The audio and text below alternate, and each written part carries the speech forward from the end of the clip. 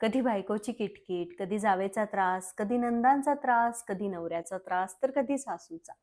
कधी आर्थिक समस्या, तर कधी अनेक आजार. काउन्सेलिंग सेशनमधून अनेक गोष्टी ऐकते आणि मग असं वाटायला लागतं, की आपण स्वतःला किती गृहीत धरतोय. आपल्याला आपल्यातली शक्ती माहितीच नाहीये. ती माहिती करून घेऊन आपल्याला ती जागृत करण्याची गरज आहे. सतत, सतत, सतत. आपण स्वतःला इतक्या नकारात्मक सूचना देतोय आणि तिथे सगळं गणित चुकतंय. ब्रेन प्रोग्रामिंग बद्दल तुम्ही कधी ऐकलंय का? आपण आपल्या मेंदूला ज्या पद्धतीने सूचना देतो, त्या पद्धतीने आपल्या जीवनामध्ये घटना घडायला लागतात किंवा त्या घटनांना आपण त्याच पद्धतीने सामोरं जाण्याची क्षमता आपल्यामध्ये निर्माण होते. नमस्कार मंडळी, मी सायली, तुमची जवळची मैत्रीण. आपल्या चॅनलच्या माध्यमातून आपण अगदी साध्या सोप्या भाषेमध्ये आपलं रोजचं जीवन सोपं करणाऱ्या अनेक विषयांवरती बोलत असतो. मी समुपदेशक म्हणजेच काउन्सिलर आहे आणि स्वीकार माइंड केअरची सहसंस्थापिका. स्वीकार माइंड केअर सेंटर अंतर्गत आपण अनेक कार्यशाळा म्हणजेच वर्कशॉप्स घेत असतो आणि त्याचबरोबर आपण पर्सनल काउन्सिलिंग सुद्धा करतो. जर तुम्हाला आपल्या अनेक व्हॉट्सअप समूहांमध्ये अगदी मोफत जॉईन व्हायचं असेल तर खाली कमेंटमध्ये मी लिंक दिलेल्या आहेत आपल्या सगळ्याच ग्रुपच्या. त्या ग्रुपच्या लिंकवरती क्लिक करून तुम्ही आपल्या अनेक व्हॉट्सअप समूहांमध्ये सहभागी होऊ शकता, जिथं तुम्हाला अनेक कार्यशाळांची माहिती मिळेल आणि त्याचबरोबर अनेक उपक्रमांमध्ये सुद्धा तुम्हाला सहभागी होता येईल.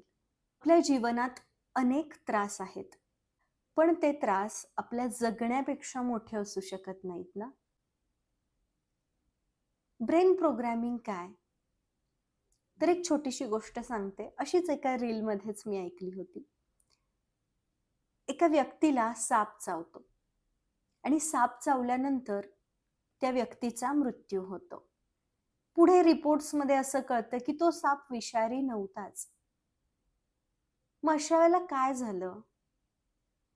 तर आपल्याला साप चावलाय या भीतीनेच, या घटनेनेच त्या व्यक्तीने स्वतःच्या मेंदूला असे इन्स्ट्रक्शन्स दिले की मला साप चावलाय, आता माझ्या रक्तामध्ये विष पसरणार आणि माझा मृत्यू होणार. ही एक भीती आहे. या भीतीमुळेच आपण स्वतःला तशाच सूचना देतो आणि आपला मेंदू तसंच काम करतो. आपण जे विचार करतो ते प्रत्यक्ष आपल्या सोबत घडतंय असे हार्मोन्स आपल्यामध्ये निर्माण होतात. कोरोना काळामध्ये अनेक जणांचा भीतीमुळेच मृत्यू झाला असं आपण ऐकलं. आणि तरीही आपल्याला अजून कळत नाहीये की आपण आपल्या मेंदूला ज्या सूचना देतोय तिथेच सगळी गडबड आहे. बरं, आता असंही वाटेल की तुला काय जातंय सांगायला, तुझं सगळं सेट आहे, तुझं सगळं निवांत चालू आहे. तर ठीक आहे, मी हेही मान्य करते तुमचं की तुम्हाला खूप त्रास आहेत आणि तुमचं आयुष्य अजिबात बदलूच शकत नाही. समोर दिसतंय तुम्हाला की काहीच बदलणार नाहीये. ठीक आहे, मान्य करूयात.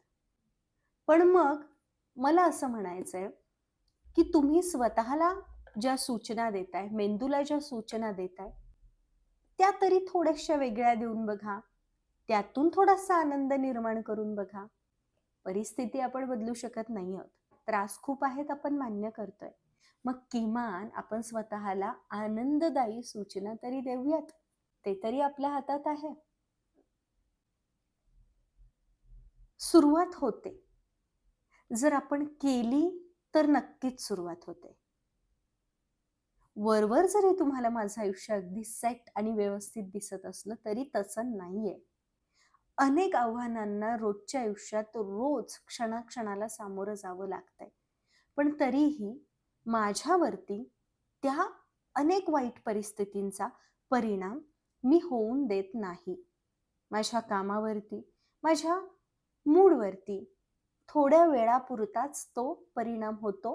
त्यातून बाहेर पडणं आता मी शिकलीये. आणि मी हे करू शकते म्हणूनच तुम्हाला इतक्या ठामपणे मी सांगू शकतेय. कारण मला माहिती आहे की समोर जरी सगळं वाईट दिसत असलं, समोर जरी सगळं अस्ताव्यस्त दिसत असलं तरी देखील आपण ते बदलवू शकतो. तेवढी क्षमता, तेवढी शक्ती आपल्यामध्ये आहे. फक्त ती शक्ती जागृत करण्याची गरज आहे. मग सुरुवात कुठून? तर सुरुवात स्वतःला सूचना देण्यापासून. अगदी सकाळी उठल्यापासूनच आपण स्वतःला नको त्या तणाव निर्माण करणाऱ्या सूचना द्यायला सुरुवात करतो. काल माझं हे काम राहिलं होतं, आज मला ऑफिसमध्ये ओरडा बसणार आहे. आता माझा बॉस माझ्यावर चिडणार आहे. नाही, मला वेळ झालाय, आता काय करू? आता काहीतरी गडबड होणार. किंवा आता माझी सासू काहीतरी मला म्हणणार. किचनमध्ये काम करताय, मागून कोणीतरी आलं, भीती वाटायला चालू होते. ऑफिसमध्ये काम करताय, पेपर लिहिताय, कोणीतरी ऑब्झर्व करतंय, त्यावेळेला भीती वाटायला सुरुवात होते. का? कारण तशी सूचना आपण आपल्या मेंदूला देतोय, त्यामुळे आपला आत्मविश्वास कमी होतोय. माझं काहीतरी चुकेल का? हे माझ्याकडे पाहतायत, यांचं माझ्याकडेच लक्ष आहे, आता माझं काहीतरी चुकणार आणि मला ओरडा बसणार किंवा सगळं गडबडणार. इथंच तर सगळं चुकतंय ना. किती क्षमता आहे तुमच्यामध्ये, किती कपॅबिलिटी आहे, याचा कधी विचार केलाय का? समोर फक्त त्रास दिसतायत, समोर फक्त निगेटिव्ह गोष्टी दिसतायत आणि त्यावरती विचार करून तोच विचार जास्त होतो, मोठा होतो आणि जे आहे त्याकडे दुर्लक्ष होतं. बऱ्याचदा असंही होतं की आता सगळं सेट आहे, सगळं व्यवस्थित आहे, कसलीच अडचण नाहीये. मग मन काय करायला लागतं? त्यातून पण निगेटिव्ह काहीतरी शोधायला लागतं. जे झालेलंच नाहीये, कदाचित ते होणारही नाहीये, त्यालाच आपण धरून बसतो आणि त्यावरती विचार करायला लागतो. इथंच सगळा गोंधळ होतोय. म्हणजे माणसाला ना सरळ, छान, व्यवस्थित जगताच येत नाही का? असं वाटू लागलंय आता. म्हणजे इतकं ना की आपण काहीतरी मेसेज वाचतो, जर नकारात्मक मेसेज असेल, बातमी असेल, तर त्याचा परिणाम स्वतःवर करून घेतो, त्यात काहीतरी विचार करत बसतो आणि कुठेतरी लांब त्या विचारांमधून निघून जातो आपण. किंवा कोणाचं तरी काहीतरी बघायचं, मैत्रीण इथं आहे, मित्र तिथं गेलाय आणि त्याच्या आयुष्यात असं चालू आहे, तर याच्या आयुष्यात असं चालू आहे, तर माझ्याच आयुष्यात असं का?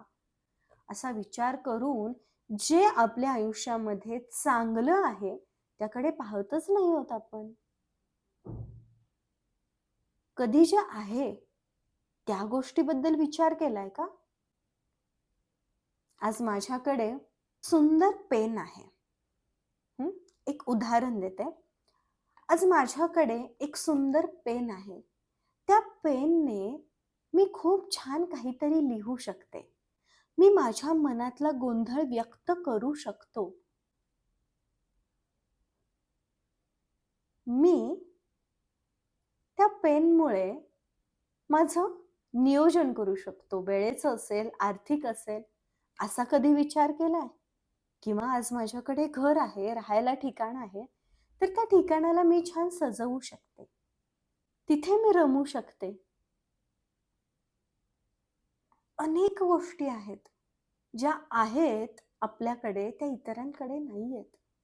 मग आपल्याकडे या गोष्टी आहेत, त्याबद्दल कधी विचार केलाय? फक्त इतरांकडेच असलेलं का दिसतं? प्रॉब्लेम काय माहितीये का? इतरांकडे असलेल्या गोष्टी दिसू लागतात आणि मग आपल्याकडे काय आहे ते आपण विसरतो आणि मग आपल्याला सगळं त्रासदायक वाटायला लागतं. आत्मसाक्षात्कार कधी झालाय का? म्हणजे गरजा आणि अपेक्षा यांमधला फरक कधी कळायला लागलाय?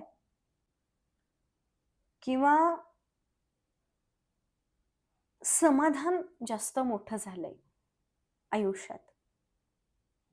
आत्म्याजवळ कधी केलाय का स्वतःच्या? माझ्या जन्मामागचा उद्देश काय? माझ्या आत्म्याचं पर्पज काय? याच्याबद्दल कधी विचार केलाय? जेव्हा आपल्याला आपल्या आत्म्याचं पर्पज कळायला लागतं, त्यावेळेला कोणत्याही परिस्थितीचा त्रास होत नाही.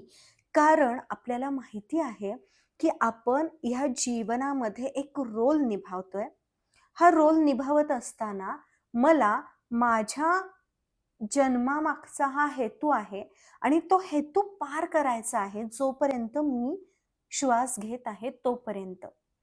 बाकीचे जे रोल्स आहेत ते मी निभावत राहणार आहे, तिथे अडचणी होत राहणार आहेत, चढ उतार येत राहणार आहेत. पण त्या चढ उतारांमुळे माझ्या जन्माचा हेतू, माझ्या आत्म्याचा पर्पज त्यावरती परिणाम होता कामा नये. मला माझा पर्पज पूर्ण करायचा आहे, कारण त्यासाठी मी जन्म घेतलेला आहे. आयुष्यामध्ये 2 भाग असतात. सगळी नाती, आपली मुलं, आपलं काम, हे सगळं एक वेगळं जग आहे आणि आपण आणि आपला हेतू, आपल्या जीवनाचा उद्देश हे एक वेगळं जग आहे. ह्या जगामध्ये काय होतंय त्याचा परिणाम इथे होऊ द्यायचा नाहीये. जर तुम्हाला तुमच्या जीवनाचा हेतू लक्षात आला, तुमचा पर्पज कळाला ना, की कोणत्याच परिस्थितीचा त्रास होणार नाहीये. आणि म्हणून तो हेतू शोधला पाहिजे, आत्मसाक्षात्कार झाला पाहिजे. तो आत्मसाक्षात्कार होण्यासाठी ध्यानाने सुरुवात करा. किमान 5 मिनिटांचं ध्यान व्हायलाच पाहिजे. मला वेळ नाही, मला इतकी कामं आहेत, इतक्या जबाबदाऱ्या आहेत, बापरे किती कारणं. मला कारणं देणाऱ्या आणि मला वेळ नाही असं म्हणणाऱ्या लोकांचा प्रचंड राग येतो. आणि त्याहून जास्त त्यांच्याबद्दल वाईट वाटतं की यांच्यात किती क्षमता आहेत, पण हे किमान स्वतःला 5 मिनिटांचा वेळ देऊ शकत नाहीयेत. वेळ आपण कधीही, कुठेही, कसाही स्वतःला देऊ शकतो. जर आपण टॉयलेटमध्ये मोबाईल घेऊन जाऊ शकतो, तर आपण कुठेही आणि कसाही वेळ काढू शकतो. जर आपण अनेक रील्स स्क्रोल करू शकतो, तर आपण कसाही, कुठेही, कधीही स्वतःसाठी वेळ काढू शकतो. जर आपण नको त्या गोष्टींना महत्त्व देऊ शकतो, तर आपण स्वतःसाठी 5 मिनिटांचा वेळ काढू शकतो. परमेश्वराने आपल्याला जन्म दिलेला आहे. श्वास आपले चालू आहेत आणि त्या श्वासांना ऑब्झर्व करण्यासाठी आपण स्वयंपाक करताना सुद्धा वेळ काढू शकतो. उघड्या डोळ्यांनी देखील आपण मेडिटेशन, ध्यान करू शकतो. स्वयंपाक करत असताना पूर्ण लक्ष केंद्रित करून श्वासांना दीर्घ श्वास, दिवसभरामध्ये दीर्घ श्वास घ्या. असं नाहीये की फक्त मेडिटेशनला बसल्यावरच दीर्घ श्वास घ्यायचा आहे.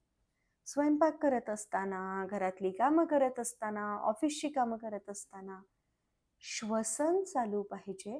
ते चालू आहे, पण असं चाललंय.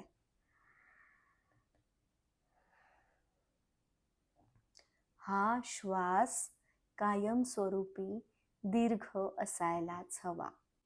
जाणीवपूर्वक दीर्घ श्वसन घ्या. सगळे राग, सगळी चिडचिड, इतरांकडून उगाचच मान मागणे, उगाचच रडायला येणे, उगाचच इतरांना त्रास देणे किंवा उगाचच इतरांकडून त्रास करून घेणे, सगळं बंद होतं आणि एका शांततेची अनुभूती यायला सुरुवात होते. कमालीची शांतता, जी तुमच्या जीवनाला एका वेगळ्या उंचीवरती घेऊन जाते, जिथे तुम्हाला कोणीच तोडू शकत नाही, जिथे तुम्ही साधं जीवन जगत असताना सुद्धा उठून दिसता, वेगळे दिसता, कारण तुमचं वेगळेपण तुम्हाला सापडलेलं असतं. त्यामुळे प्लीज सुरुवात करा, श्वसनाकडे लक्ष द्यायला सुरुवात करा. आजचा हा व्हिडिओ शेवटपर्यंत पाहिलात त्याबद्दल खूप कृतज्ञता, खूप प्रेम.